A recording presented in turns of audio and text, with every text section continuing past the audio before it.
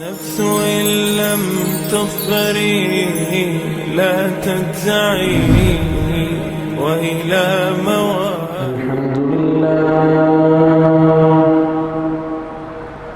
الحمد لله نحمده ونستعينه ونستغفره ونؤمن به ونتوكل عليه ونعوذ بالله من شرور أنفسنا ومن سيئات أعمالنا ونشهد أن لا إله إلا الله وحده لا شريك له ونشهد أن سيدنا وحبيبنا وشفيعنا ومولانا محمدا عبده ورسوله صلى الله تعالى عليه وعلى أصحابه وبارك وسلم تسليما كثيرا أما بعد أعوذ بالله من الشيطان الرجيم بسم الله الرحمن الرحيم وننزل من القرآن ما هو شفاء ورحمة للمؤمنين ولا يزيد الظالمين إلا خسارا صدقت يا ربنا ويا رب العالمين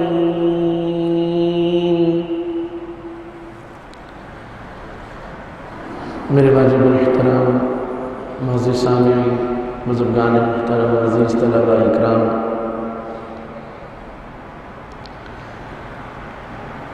اللہ رب العزت نے ہمیں انسان بنایا اور اللہ تعالیٰ کے اس انعام پر ہم اللہ تعالیٰ کے شکر گزار بھی ہیں اور اس پر خوش بھی ہیں اور اس اعزاز پر ہمیں فخر بھی ہے، اس لیے کہ خود اللہ رب العزت نے اس نعمت کا اظہار فرمایا ہے کہ میں نے اپنی خلافت کا حقدار انسان کو بنایا اور فرمایا کہ میں نے اس کو اپنے ہاتھوں سے پیدا فرمایا اور فرمایا کہ ہم نے انسان کو مکرم اور معزز بنایا اور فرمایا کہ ہم نے انسان کو احسن تقویم بنایا۔ یہ مختلف آیات کا ترجمہ ہے جو آپ کے سامنے عرض کیا، تو اس پر ہم اللہ تعالیٰ کے شکر گزار ہیں، لیکن اب سوال یہ ہے کہ انسان کہتے کس کو ہیں؟ تو اگر تو انسان نام ہے اس گوشت ہڈی کا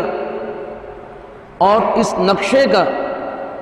جو میرا اور آپ کا دکھائی دے رہا ہے کہ انسان اسے کہتے ہیں کہ جو دو پاؤں پر سیدھا کھڑا ہوتا ہے اور اس کے دو آنکھیں ہیں، اس کے دو کان ہیں اور اس کا ناک اس طریقے سے اللہ نے لگایا ہے اور وہ یہ کھاتا ہے، یوں سوتا ہے، یوں بیٹھتا ہے، یوں چلتا ہے۔ اگر تو انسان صرف انسان کے گوشت پوشت کا اور اس ہڈی کا اور اس نقشے کا نام ہے تو پھر ایک سوال ہے کہ ایک ایسا انسان کہ جب وہ اس دنیا میں زندہ ہے تو وہ اپنے پیسے کا مالک ہے، اپنی زمین کا مالک ہے، اپنی جائیداد کا مالک ہے، اپنے کاروبار کا مالک ہے اور اس کی ایک بیوی ہے جس کا وہ شوہر ہے، اس کے بچے ہیں جن کا وہ باپ ہے، اور اس کے علاوہ کام کاج کرنے کے لیے اس کے ملازمین اور اس کے نوکر چاکر ہیں، اس کے ماتحت ہیں۔ لیکن جیسے ہی یہ انسان اس دنیا سے رخصت ہوتا ہے تو اس کا وجود یہاں موجود ہوتا ہے، لیکن صرف اس پر موت طاری ہو جاتی، ابھی اس کو قبر میں اتارا نہیں جاتا، اسے دفن نہیں کیا جاتا، اسے کفنایا نہیں جاتا، لیکن اسی وقت اس کی جائیداد جس کا وہ مالک تھا اب وہ اس کا ترکہ بن گیا، اب اس کا مالک کوئی اور بن گیا۔ اس کی بیوی جو اس کی زندگی میں کہیں اور شادی نہیں کر سکتی تھی، اس کے لیے کہیں اور نکاح کرنا جائز نہیں تھا، لیکن اس کی آنکھ بند ہوتے ہی اس کی بیوی کے لیے جائز ہو گیا کہ وہ ایک وقت گزرنے کے بعد، عدت گزرنے کے بعد کسی اور سے نکاح کر سکتی ہے، اور جو اس کی جائیداد تھی، جو اس کی زمین تھی، جو چیز اس کی ملکیت تھی، وہ اس کی ملکیت سے نکلی، اور اللہ تعالیٰ نے ہر انسان کے مال میں جو ورثاء رکھے ہیں وہ ساری چیزیں اس کی ملکیت سے نکل کر ان ورثاء کے حق میں چلی جاتی۔ اور ایک گھڑی پہلے جو انسان اتنی چیزوں کا مالک تھا اب وہ کسی چیز کا مالک نہیں رہا۔ اگر زندگی میں ایسا ہوتا کہ کوئی اس کی بیوی کو اپنا ہم خیال بنا کر اس کے ساتھ نکاح کرنا چاہتا، اگر اس کی زندگی میں ایسا ہوتا کہ کوئی اس کے نوکر کے ساتھ بدتمیزی کرتا، اس پر اپنا حکم چلاتا، اس کی زمین اپنے قبضے میں کرنا چاہتا، تو اس کے لیے عدالتیں کھلی ہوئی، اس کے لیے پنچایتیں ہو سکتی، اور اس پر لڑائی جھگڑے ہو سکتے ہیں، اس پر فتنہ فساد ہو سکتا ہے۔ لیکن جیسے ہی اس کی آنکھ بند ہوتی ہے، بیوی اس کی بیوی نہیں رہی، اور جائیدادیں اس کی جائیدادیں نہیں رہی، نوکر جو آج تک اس کے حکم، اس کے آنکھ کے اشارے پر کام کرتے تھے اور اس کی خوشنودیاں حاصل کرنے کے لیے کام کرتے تھے، اب وہ سارے نوکر اس کے حکم سے آزاد ہو گئے، وہ سارے ملازمین اس کے حکم سے آزاد ہو گئے۔ اگر انسان نام ہے اس ڈھانچے کا، انسان نام ہے صرف اس گوشت کا، انسان نام ہے صرف اس نقشے کا، تو وہ نقشہ تو ابھی زمین میں اتارا نہیں گیا، دفنایا نہیں گیا، وہ نقشہ موجود ہے، اس کے نین نقش موجود ہیں، اس کے ہاتھ پاؤں موجود ہیں، اس کا پورا جسم موجود ہے، پورا جسم اور پورا ڈھانچہ موجود ہے، لیکن اس کے باوجود کیا کہا جاتا ہے کہ اب یہ انسان اس دنیا میں نہیں رہا۔ اس سے یہ بات معلوم ہو گئی کہ انسان صرف اس گوشت پوست کا نام نہیں ہے، صرف اس نقش کا نام نہیں ہے، بلکہ انسان اس جسم کے اندر اللہ تعالیٰ کی ایک اور مخلوق ہے جس کو قرآن مجید روح سے تعبیر کرتا ہے، وہ اس جسم کے اندر موجود ہے جو اصل انسان ہے۔ اس لیے کہ جب تک وہ روح موجود تھی یہ انسان اپنی ہر چیز کا مالک تھا، تمام اللہ کے حکموں کا مکلف تھا، تمام نیک کام کرنے پر اس کے لیے اجر لکھا جا رہا تھا، اور تمام برے کام کرنے پر اس کے لیے برائی لکھی جا رہی تھی، اور اس کے گناہ لکھے جا رہے تھے، اس پر اس کی سزا لکھی جا رہی تھی۔ لیکن جیسے ہی یہ جسم اور روح کا رشتہ ٹوٹا، اب یہ انسان اس طرح کے تمام معاملات سے آزاد ہو گیا۔ تو معلوم ہو گئی یہ بات کہ اصل جو انسان ہے وہ اس کی روح ہے، وہ اصل ہے۔ یہ جو اوپر جسم ہے یہ صرف اس کا لباس ہے، جیسے اس جسم کا لباس یہ کپڑا ہے، یہ ہمارا پہناوا ہے جو ہم نے پہن رکھا ہے، اسی طرح جو اصل انسان ہے یعنی کہ روح، یہ جسم، یہ ہاتھ اور بازو، یہ گوشت اور پوست، یہ ہڈی، یہ بال، یہ ناخن، یہ سب چیزیں صرف اور صرف ایک لباس ہے، اس کے علاوہ اس کی کوئی حقیقت نہیں ہے۔ لیکن آج کا انسان ہم دیکھ رہے ہیں، اگر آپ اس کو پہلے یوں تعبیر کر لیں کہ گویا کہ ہم یوں کہہ سکتے ہیں کہ ایک انسان کا ظاہر ہے ایک انسان کا باطن ہے، ایک انسان کا جسم ہے، ایک انسان کی روح ہے، اور ایک انسان کی صورت ہے، ایک انسان کی سیرت ہے۔ ایک اس کا وجود وہ ہے جو دکھ رہا ہے، اور دوسرا اس کے اندر وہ ایسی چیز کا وجود ہے جو دکھتا نہیں ہے۔ تو بہرحال آج کی دنیا میں ہم دیکھ رہے ہیں کہ ہر آدمی کو، چاہے وہ مسلمان ہے چاہے وہ کافر ہے، کسی مسلک سے، کسی مذہب سے اور کسی دین سے تعلق رکھتا ہے، سب مانتے ہیں اس چیز کو کہ انسان کا جسم یہ ایک عارضی ہے، اس کا وجود ایک عارضی وجود ہے، اس کے ساتھ جو غمیاں لگی وہ عارضی، اس کے ساتھ جو خوشیاں ملحق ہیں وہ عارضی، ہر چیز اس کے لیے عارضی ہے۔ ساری دنیا کوشش کر رہی، پوری دنیا کے شہروں کے اندر بڑے بڑے ہسپتال بنائے گئے کہ اس انسان کے وجود کو کس طریقے سے مزید زندہ رکھا جائے، لیکن ایک وقت آتا ہے کہ جب اللہ کا حکم آن پہنچتا ہے، ساری دنیا کی جدید مشینریاں، ساری لیبارٹریاں، ساری ادویات، سارے فلسفے، سارے نظریات، سارے انسان، سارے ڈاکٹر، سارے عزیز و رشتہ دار، وہ اس شخص کو ایک لمحے کی زندگی نہیں دے سکتے۔ جب اس کا وقت آن پہنچا، الی اجل مسمى، جو اللہ نے لکھ رکھا ہے، پھر جو بھی جتنی بھی کوشش کر لے، وہ ایک لمحہ اللہ کے طے شدہ مقررہ وقت سے آگے نہیں بڑھ سکتا۔ ہر انسان کو معلوم ہے، دنیا کے ہر انسان کو معلوم ہے کہ اس وجود نے ختم ہو جانا ہے، ہم کچھ بھی کر لیں، اور انسان کے اندر ایک روحانی طاقت موجود ہے، ایک روح جیسی مخلوق اللہ کی موجود ہے۔ وہ مخلوق کیسے آئی ہے، اس کیسے نکلے گی، کہاں سے آئی ہے، کہاں جانا ہے، یہ مخلوق کو اپنی عقل سے، اپنی فکر سے، اپنی سوچ سے نہیں معلوم ہو سکتا۔ اگر معلوم ہوتا تو کائنات کے لوگ سارے کے سارے مل کر ایک انسان تو دور کی بات، ایک مچھر کی روح پیدا کر کے دکھائیں، ایک مرے ہوئے مچھر کو زندہ کر کے دکھائیں۔ انسان تو دور کی بات ہے، معلوم ہو گیا کہ روح کے بارے میں دنیا کی کوئی تعلیم پتہ نہیں دیتی، دنیا کا کوئی ادارہ نہیں بتاتا۔ یہ روح کے بارے میں اگر علم دیا ہے تو اللہ تعالیٰ نے دیا ہے، اور صحابہ اکرام نے رسول اللہ صلی اللہ علیہ وسلم سے پوچھا تھا، وَيَسْأَلُونَكَ عَنِ الرُّوحِ، کہ یہ لوگ آپ سے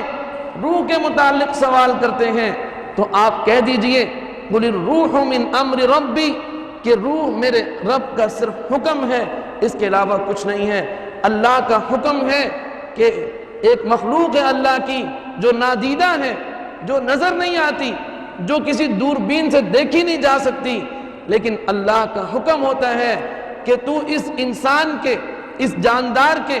اس حیوان کے جسم میں داخل ہو جا، تو وہ داخل ہو جاتی ہے۔ اللہ کا حکم ہوتا ہے کہ تو اس کے وجود سے نکل جا، تو وہ نکل جاتی ہے۔ اس سے یہ بات معلوم ہو گئی۔ اب سمجھنے کی بات یہ ہے کہ ہر انسان کو معلوم ہے کہ جسم ایک عارضی چیز ہے، لیکن اس کے باوجود ہم آپ دیکھ رہے ہیں کہ آج دنیا کے تمام ادارے، دنیا کے تمام فلاسفر، دنیا کی ساری ایجادات، دنیا کے سارے سائنسدان، سارے انجینئر، سارے ڈاکٹر، وہ اس وجود کو باقی رکھنے کی کوشش کر رہے ہیں، لیکن پھر بھی جب اس کا وقت پہنچتا ہے یہ باقی نہیں رہتا۔ وہ کہتے ہیں کہ کسی طریقے سے روح اور جسم کے رشتے کو باقی رکھنے کی ترکیب کی جائے، کوئی ایسا علم ایجاد کیا جائے، کوئی ایسا طریقہ ایجاد کیا جائے، کچھ ایسی مشینریاں ایجاد کی جائیں کہ جسم اور روح کا رشتہ منقطع نہ ہو، یہ ٹوٹے نہ، اور یہ زندگی مسلسل آگے چلتی رہے۔ لیکن ہم آپ دیکھ رہے ہیں کہ جب اللہ کا حکم آتا ہے ساری لیبارٹریاں ناکام، ہر چیز ناکام ہو جاتی ہے۔ اصل چیز کیا ہے کہ انسان جسم پر بھی توجہ دے، جسم کو بھی باقی رکھنے کی کوشش کرے، جسم کو بھی بہتر رکھنے کی کوشش کرے، اس کو بھی تندرست اور صحت مند رکھنے کی کوشش کرے، اللہ نے اس کے لیے غذائیں پیدا کی، اس کے لیے اجناس پیدا کیے، اس کے لیے مشروبات پیدا کیے، اس کے لیے پھل پیدا کیے، اس کے لیے لباس پیدا کیے، اس کے لیے اللہ نے سورج کو اتارا،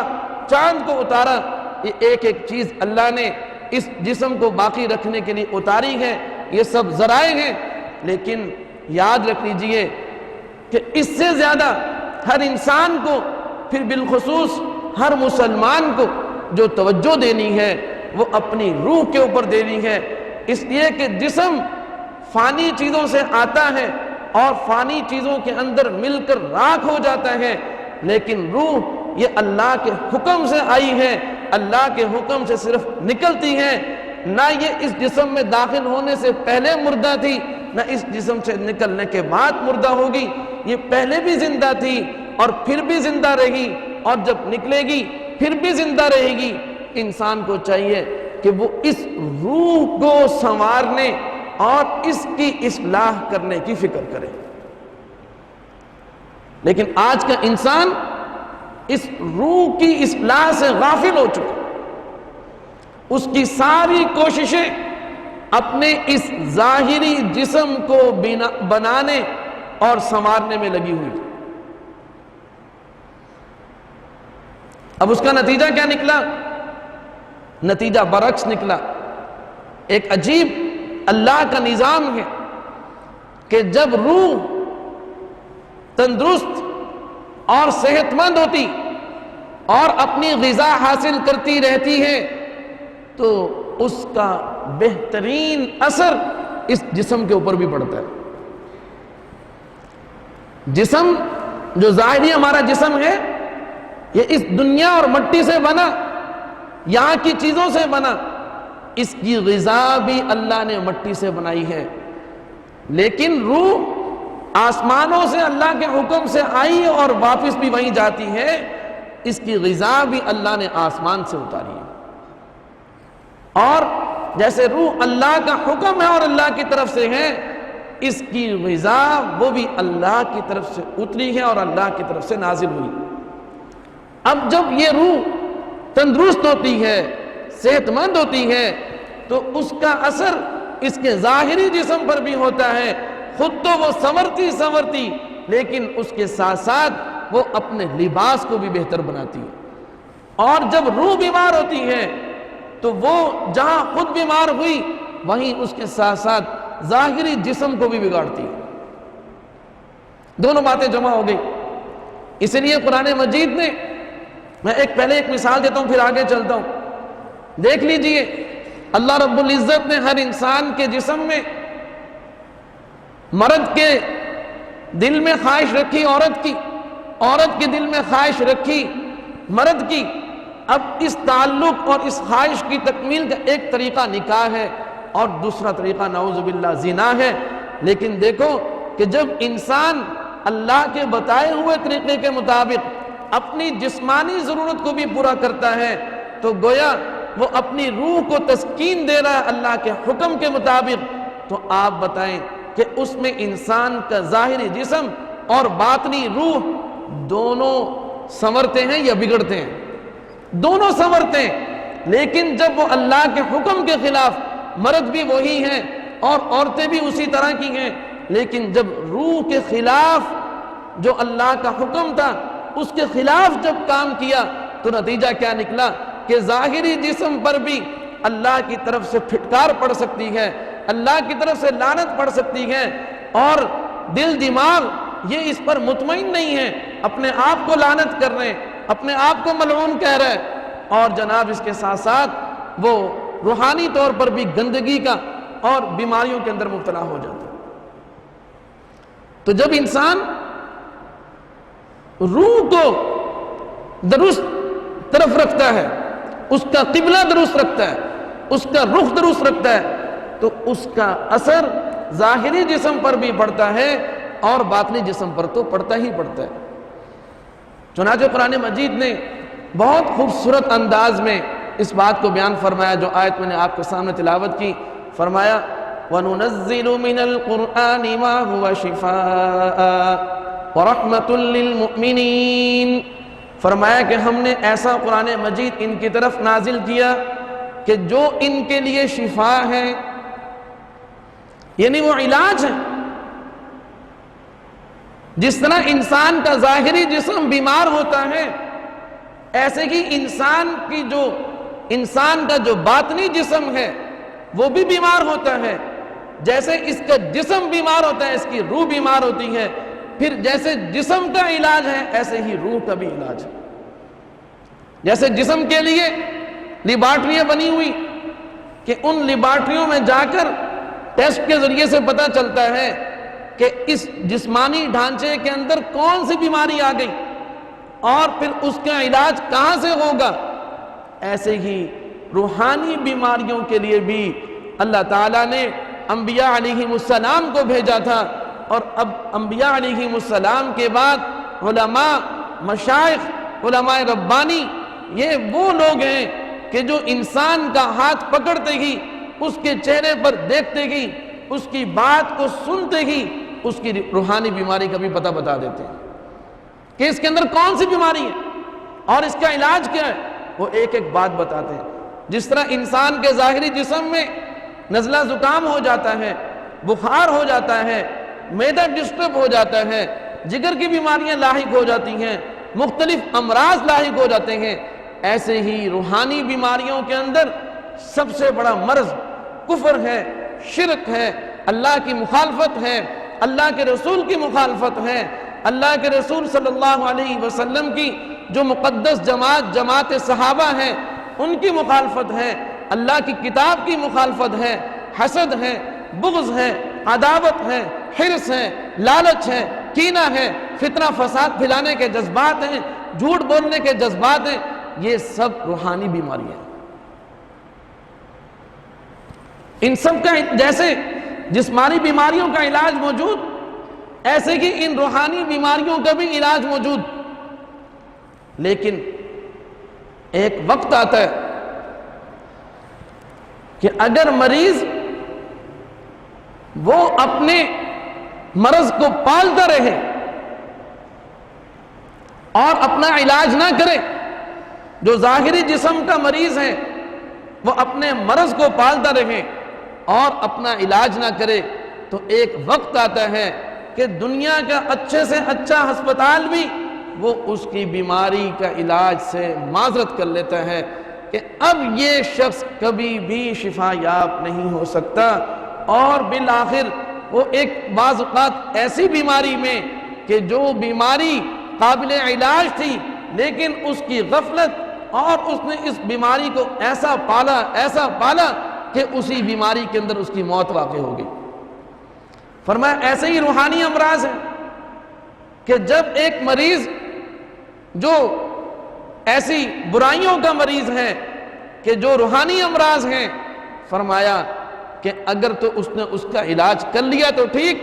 لیکن اگر اس نے اس کا علاج نہ کیا تو وہ بیماریاں اس قدر بڑھتی چلی جائیں گی کہ وہ انہی بیماریوں کے ساتھ اس دنیا سے رخصت ہو جائے گا، کفر کے ساتھ رخصت ہوگا، شرک کے ساتھ رخصت ہوگا، فسق کے ساتھ رخصت ہوگا، فجور کے ساتھ رخصت ہوگا، اور جناب جھوٹ جیسی بیماری کے ساتھ دنیا سے رخصت ہوگا، سود کھاتا کھاتا دنیا سے رخصت ہو جائے گا، اور آنکھ کی بیماری میں مبتلا تھا اس کے اندر دنیا سے رخصت ہو جائے گا، لیکن اپنا علاج نہیں کروا سکے گا۔ تو ضروری ہے کہ جیسے ہم اپنی جسمانی بیماریوں کا، جسمانی امراض کا علاج کرتے ہیں، اسی طریقے سے ہمیں اپنی جو باطنی امراض ہیں ان کی طرف بھی توجہ دینے کی ضرورت ہے، اس لیے کہ وہ اصل ہے، اور اصل جب صحت یاب ہوتا ہے، روح جب صحت یاب ہوتی ہے تو اس کا اثر اس کے جسم پر بھی پڑتا ہے، اور جب روح بیمار ہوتی ہے تو اس کا اثر اس ظاہری جسم پر بھی پڑتا ہے۔ خلاصہ یہ نکلا کہ قرآن مجید نے اس آیت کے اندر جو بات ہمیں بتائی وہ یہ کہ اگر تم اپنے ظاہری جسم کو درست رکھنا چاہتے ہو، اپنے باطنی جسم کو درست رکھنا چاہتے ہو، اپنی روح اور جسم دونوں کو درست رکھنا چاہتے ہو، تو ہم تمہیں ایک نسخہ دے رہے ہیں، اس نسخے کو پکڑ لو، اور پکڑنے کے بعد اس کی ایک ایک بات کے اوپر عمل کرو جس کا وہ تمہیں حکم دیتا ہے، اور ہر اس بات سے رکو جس سے وہ تمہیں رکنے کا کہتا ہے۔ اس میں تمہارا ظاہر اور باطن دونوں بن جائے گا، اور تم ظاہری طور پر بھی ایک فائدے مند اور ایک صحت مند اور ایک طاقتور انسان بن جاؤ گے، اور باطنی طور پر بھی تم ایک صحت مند ایک طاقتور انسان بن جاؤ گے۔ اور وہ نسخہ کیا ہے؟ فرمایا وہ نسخہ قرآن مجید ہے۔ میرے دوستو، آج جو ہمارے لیے مسئلہ بن گیا کہ آج پوری دنیا کے اندر صرف کافروں نے نہیں، مسلمانوں نے بھی قرآن کا حکم ماننے سے انکار کر دیا۔ قرآن کو مانتے ہیں کہ یہ اللہ کی کتاب ہے، لیکن قرآن کا حکم ماننے کو تیار نہیں۔ آپ مجھے بتائیے، صبح سے لے کے شام تک کی جو ہماری زندگی ہے، اس میں کہاں تک اللہ کا قرآن اور اس کا دین ہماری زندگیوں میں غالب ہے؟ آج 90% مسلمان وہ فجر کی نماز قضا کر کے اٹھتا ہے، وہ اللہ کے حکم کو نہیں مانتا کہ تجھے کس وقت اٹھنا ہے۔ اللہ کے قرآن نے ایک دن بھی اجازت نہیں دی کہ کوئی شخص رات کو دیر سے سوئے اور صبح دیر سے اٹھے۔ پورا قرآن مجید آپ اٹھا کے دیکھ لیجئے، احادیث رسول دیکھ لیجئے، صحابہ اکرام کی زندگیوں کو دیکھ لیجئے، کہیں بھی آپ کو یہ چیز نظر نہیں آئے گی کہ دیر سے سویا جائے اور پھر دیر سے اٹھا جائے، اور جناب فجر کی نماز قضا کر کے جن مسلمانوں کی زندگیوں کا آغاز ہوگا، آپ بتائیں کہ کیا ان کے اندر خیر و برکت آئے گی؟ یہ ممکن نہیں ہے۔ اور اسی طریقے سے پھر اس کے بعد ہم اپنے معاملات دیکھ لیں، اپنے کاروبار دیکھ لیں۔ آج اکثریت مسلمانوں کے کاروبار کے اندر حرام کا پیسہ شامل ہے، حرام کا رزق شامل ہے۔ یہ ایک ایسا مرض ہے کہ جس کا بتلانا اور بار بار بتلانا ضروری ہو گیا۔ کہتے ہیں کہ جی ہمارے جتنے سرکاری محکمے، ان کے اندر آپ دیکھ لیں کہ رشوت اتنی عام ہو چکی ہے، عدالتوں کے اندر رشوتیں اتنی عام ہو چکی، کوئی افسر بغیر رشوت یہ کام نہیں کرتا الا قلیل، کوئی ہوگا، اور کوئی جج کوئی وکیل وہ بغیر پیسے لیے کام نہیں کرتا، مظلوم اور ایک ضرورت مند شخص دھکے کھاتا رہتا ہے، لیکن جب تک وہ رشوت نہیں دیتا اس کے کام نہیں ہوتے۔ کیا یہ حلال کے طریقے ہیں؟ اور آج بینکوں کا کاروبار جو بڑھ گیا اور بڑے چھوٹے جو نئے نئے بینک سامنے آ رہے ہیں، اس کی وجہ یہ ہے کہ معاشرے کے اندر سود حاصل کرنے کا جو مرض ہے وہ بہت بڑھ گیا، سودی لین دین کا مرض بہت زیادہ بڑھ گیا۔ جب معاشرے کے اندر سود کے اثرات سرایت کریں گے تو کیا اللہ کی رحمت، اللہ کی طرف سے خیر، اللہ کی طرف سے برکت نازل ہوگی؟ ممکن ہی نہیں۔ اللہ رب العزت نے اعلان جنگ فرمایا کہ جو شخص یا جو قوم سودی لین دین کرے گی، سود دے یا لے،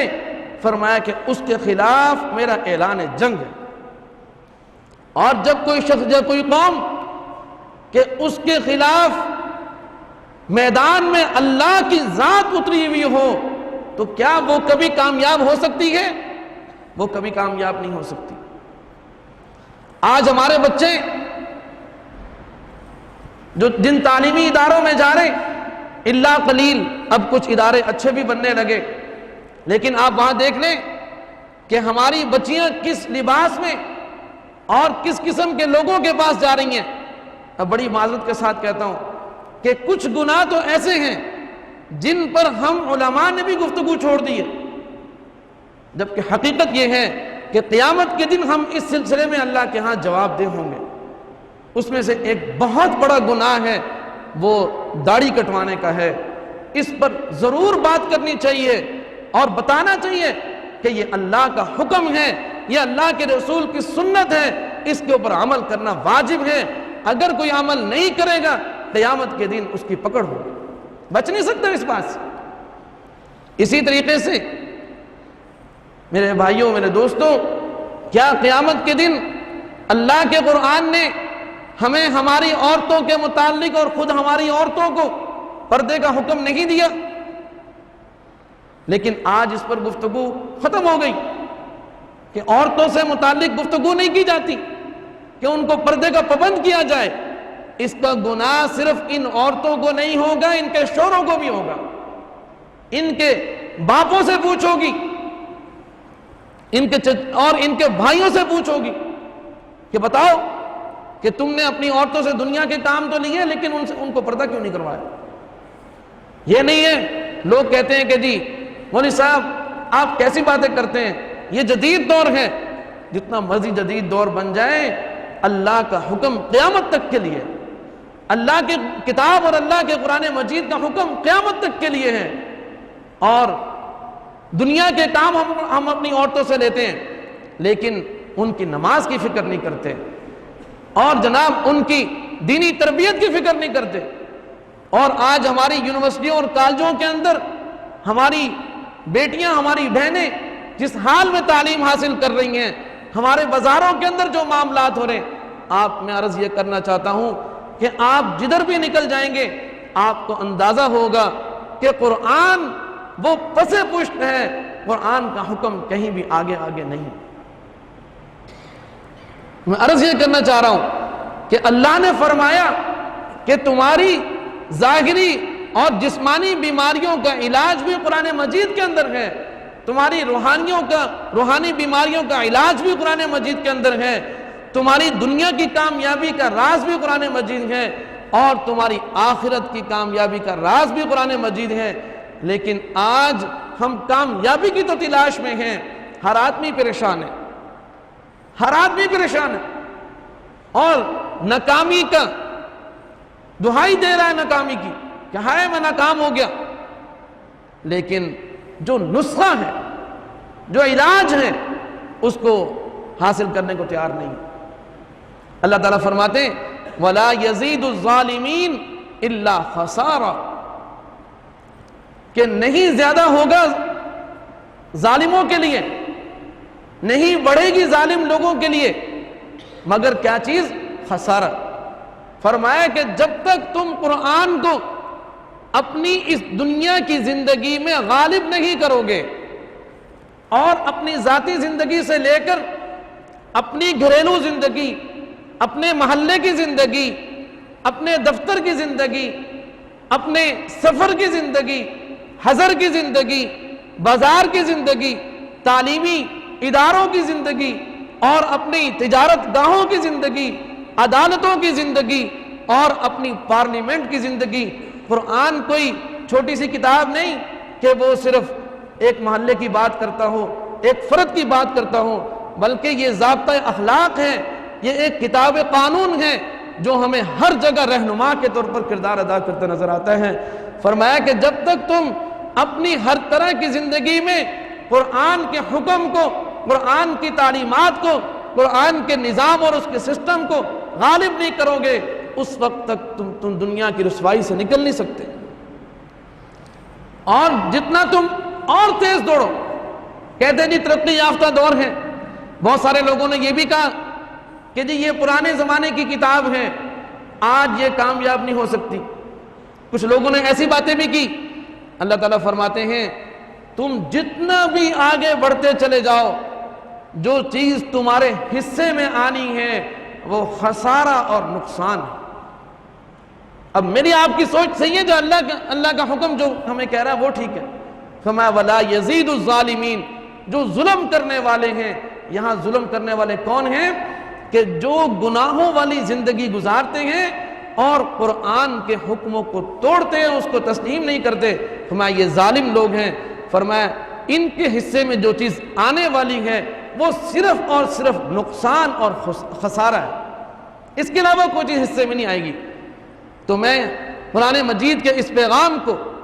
پوری قوم اور پوری دنیا کے لوگوں کو بتانا چاہتا ہوں کہ جتنے بھی تم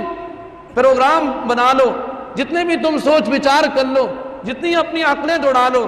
اگر کامیابی چاہتے ہو اس دنیا کی، کامیابی چاہتے ہو قبر کی، کامیابی چاہتے ہو آخرت کی، تو حقیقت یہ ہے کہ مجھے اور آپ کو، ہر مسلمان کو، ہر گھرانے کو، ہر قوم کو قرآن مجید کی تعلیمات کو حاصل کرنا ہوگا اور اس کے اوپر عمل کرنا ہوگا۔ اس کے علاوہ ہماری نجات کا کوئی اور راستہ نہیں ہے۔ اللہ رب العزت ہم سب کو قرآن مجید پڑھنے، سمجھنے، اس پر عمل کرنے اور اس کو اپنا امام بنانے کی توفیق عطا فرمائے۔ وآخر دعوانا ان الحمدللہ رب العالمین۔ يا نفس إن لم تظفري